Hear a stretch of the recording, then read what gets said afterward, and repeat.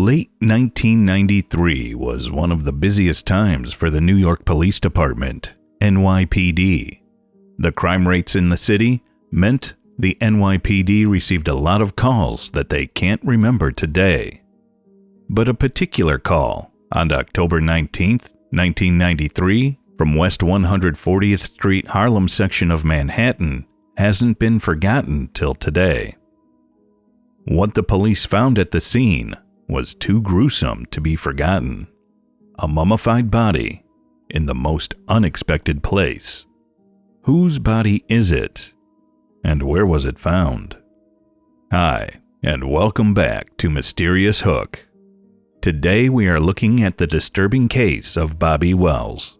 But first, if you still haven't subscribed to our channel, please consider hitting the subscribe button and the bell icon below. So without any further ado, let's dive right into this mystery. Washington Heights is a neighborhood in the northernmost part of the New York City borough of Manhattan.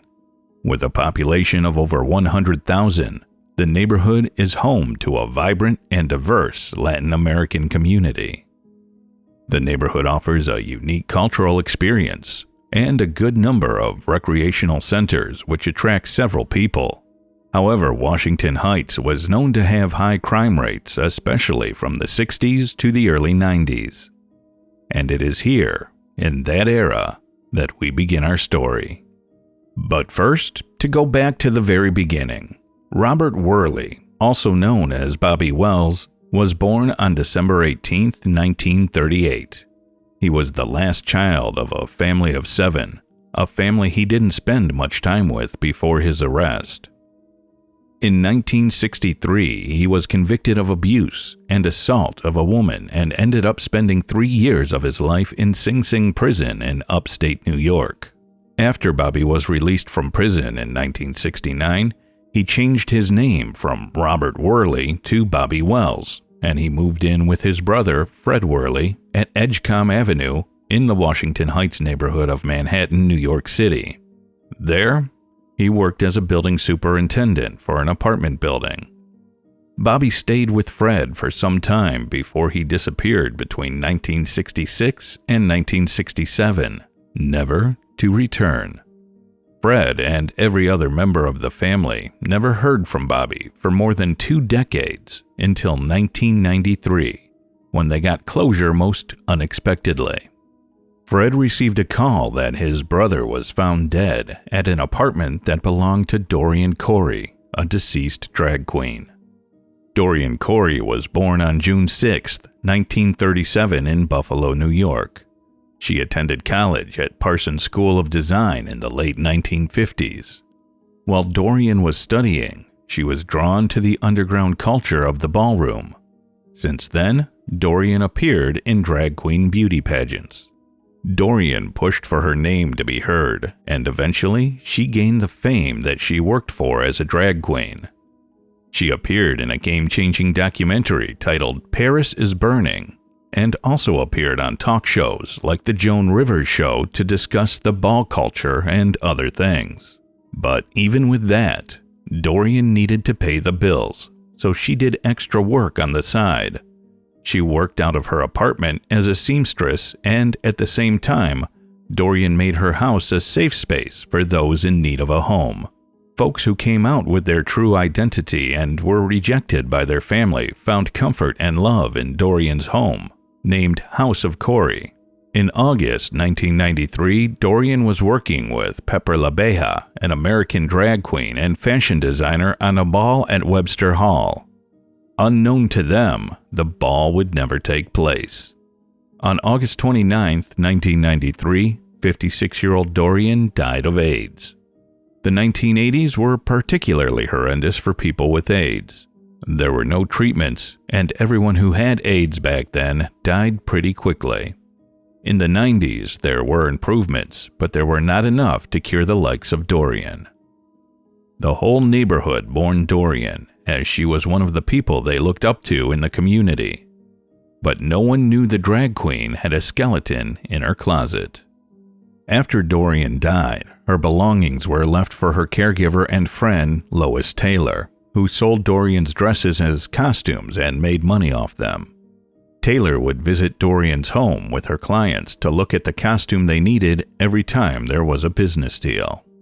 Dorian's apartment was the go-to for any kind of jaw-dropping costume at the time, and as she had worked as a dress and costume designer. It was not a large apartment, and in addition to her belongings, she had a lot of things stored that belonged to her brother. On October 19, 1993, almost 2 months after Dorian's death, Taylor was at her apartment on West 140th Street in Harlem with one of her customers as usual for business. They were there in hopes of finding a good costume for Halloween. The apartment was filled with lots of fabrics, sequins, and beads, tailpieces, and elaborate gowns. A place so jam-packed that you could lose a small child in there. The search took them to a large closet space, which was the size of a small bedroom, but they found nothing to their taste when they got to the closet. But among the dresses and costumes, a large, musty garment bag caught their eyes. In hopes to get something better from the garment bag, Taylor moved closer to it, but discovered the bag was too heavy for her to move. After pulling it with the help of her customer, she saw that the bag was tightly sewn, and so she decided to loosen it. She handed a pair of scissors to her customer to use on the bag, but they stopped almost immediately, driven away by the foul odor that the bag gave off. Immediately, Taylor knew she wouldn't be able to go on with the search, and so she picked up her phone and dialed 911. The early 90s were busy years for the NYPD, as they were working tirelessly to curb crimes in the city, especially in Manhattan. But as busy as they were, the call from Dorian's apartment was one they would never forget. The police arrived at the apartment and walked to the closet. They noticed the foul odor coming from the garment bag, an odor that was very common to what police called a DOA, or dead on arrival. The garment bag was transported to the medical examiner's office for examination. The police department also involved an anthropologist. The content of the bag was tightly wrapped in thick fabrics and sewn closed with precision, leaving no air to enter. Once the wrappings were undone, everyone cringed at the gruesome sight.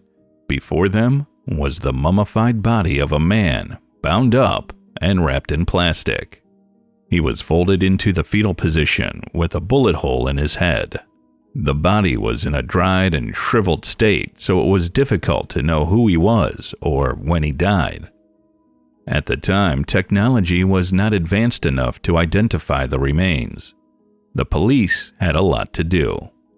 They needed to find out the identity of the mummy, how he died, who or what killed and kept him there, the motive behind the murder, and the time it happened. But out of all of these questions, they were able to answer only a few. The identity was unknown, but they found a bullet hole in his head which suggested he was shot to death. In the bag, they also found beer can caps, which they used as an indicator of approximately how long the person's remains had been kept there. The type of flip-tops found in the bag were a type that had not been used since the mid-70s. Leaving the police to assume that the body had been concealed in there between 15 and 25 years before discovery. The police contacted the Missing Persons Squad to see if anyone was reported missing around the speculated time of death. But to make matters worse, there were no missing reports of anyone from that time. The only thing that could be done was to obtain a fingerprint from the mummy to identify the owner. The state of the body made it difficult for authorities to get a fingerprint from the fingers. Without the identity of the mummified body, the police would be unable to communicate properly regarding the case, and so the remains were named Joe Doe, a name given to unidentified bodies. The detective in charge of identifying Joe Doe, Detective Raul Figueroa, took permissions from his supervisors to remove the body's fingers and work on them. With the approval of his superiors, Detective Raul removed the fingers and placed them in 10 different specimen bottles. He also injected them with acetone to plump them up. Even Detective Raoul was not 100% sure that his method was going to work. He could only hope that the method would help them to identify the body. Suddenly, the fingers started turning from nothing at all to fingers that could provide good prints. After that, they were able to put ink on them and roll them onto a fingerprint card to send to another unit. After the proper examination of the fingerprints, they finally got the answers they had been waiting for.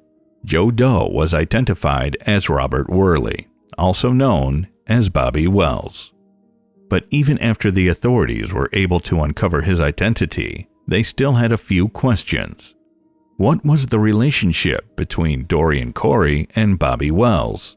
Did Dorian kill Bobby? These questions remain difficult to answer as the two people involved in the case were both deceased. Nevertheless, the authorities continued their search for answers by trying to search for the friends and family of Dorian and Bobby to find any information that could lead to solving the mystery behind Bobby's death. The search led the police to Fred Worley, Bobby's brother. Fred explained how Bobby lived with him and his family, and how he tried to talk Bobby out of his lifestyle. According to Fred, Bobby lived a crazy lifestyle where he would drink, get into trouble, and drink again. Whenever Fred tried to talk him out of it, alcohol got in the way. He kept trying to get Bobby to quit drinking, but it seemed he was too deep in it. According to Fred, Bobby got attracted to a woman who lived next door, but soon the relationship grew from sweet to sour. Bobby and the woman had a serious issue that involved the woman's 7-year-old son. Somehow Bobby hit the child, and the woman threatened to call the police. Bobby, who had just been released from jail, knew if the woman called the police, it would mean bigger trouble for him. And to avoid trouble, he fled the neighborhood without a word to anyone, even his brother. That was the last time Fred heard from Bobby, until he was called almost 25 years later and told that his brother had been found dead. When Fred was interviewed, he was asked if he was surprised to know that his brother was dead, and he said he was not really surprised because once they didn't hear from Bobby for many years, they had already assumed that something had befallen him. He was also asked if Bobby was friends with transvestites, people who wear clothes primarily associated with the other sex. Fred said he knew his brother was in a relationship with a certain transvestite. Bobby had mistakenly dialed Fred's contact one day when he was drunk, and he ranted about having issues with a transvestite. Fred didn't remember the name of the transvestite, but when he was asked if the name he heard was Dorian, he said that was the name. All the information that Fred gave the police didn't point to anyone as Bobby's murderer. It only made solving the case more difficult. The first person the police suspected after the 911 call at Dorian's apartment was Taylor, who made the call. But Taylor gave them a reason to eliminate her from the suspect list. She told the police she couldn't have possibly moved the bag with the body as it was far too heavy, and she weighed only 135 pounds. The case was, and still is, disturbing as a lot of questions are unanswered. Many of those who knew Dorian personally were very shocked to learn about the mummy in her closet all these years. While some were disappointed in Dorian, some didn't believe she would kill anyone. There were many speculations and theories about this case. Many friends of Dorian admitted that she was in a relationship with Bobby, and according to the friends, both Dorian and Bobby would always get drunk and violent with each other. Whenever they had too much to drink, they ended up fighting seriously. Fred also mentioned that he knew his brother to be macho and violent, and that he sometimes could go too far. Because of these accounts by friends, there's a theory that one of Dorian and Bobby's violent spats led to Dorian shooting Bobby in the head. Most people believe that Bobby had potentially been an abusive ex-lover of Dorian, and that she may have shot him in self-defense when he was abusing her, as this was a common occurrence in the trans community. The abuse that became rampant in the trans community probably made Dorian own a handgun. Dorian's friend Jessie Torres affirmed during her interview that Dorian had a small .22 caliber. Many others maintain that Bobby was a burglar who broke into Dorian's home, prompting her to act in self-defense. Allegedly, Dorian attached a note to Bobby's body reading, "This poor man broke into my home and was trying to rob me." The note was never confirmed by police. However, this theory suggests Dorian kept the body because a drag queen like her, who lived in a poor and dangerous area in the 60s and 70s, had little chance of gaining sympathy from the police.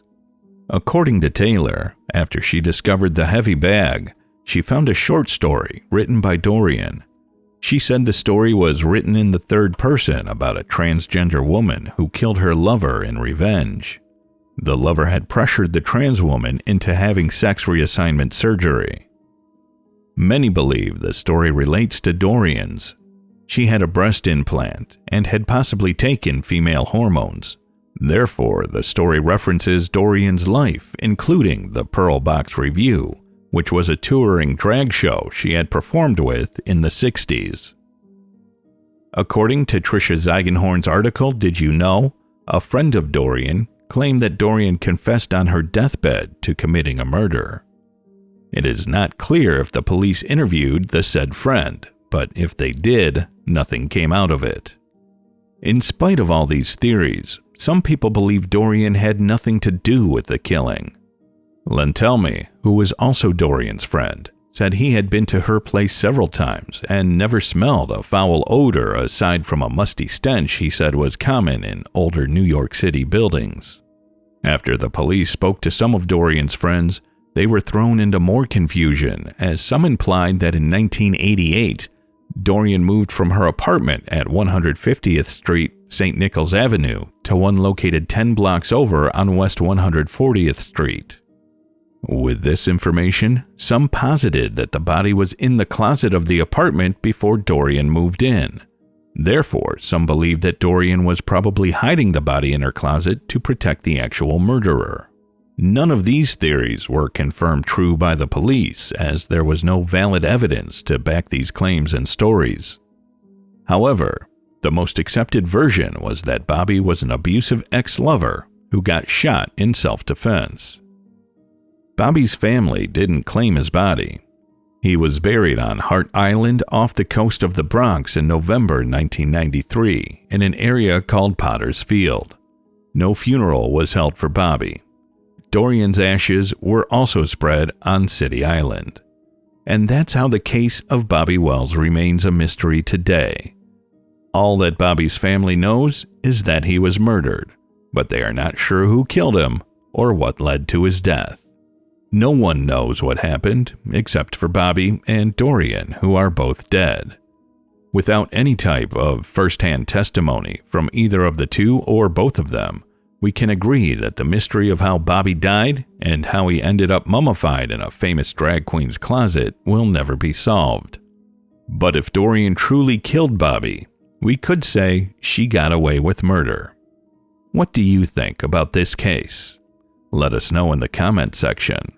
Don't forget to like, share, and subscribe for more intriguing content. Until next time, stay safe, and thanks for watching.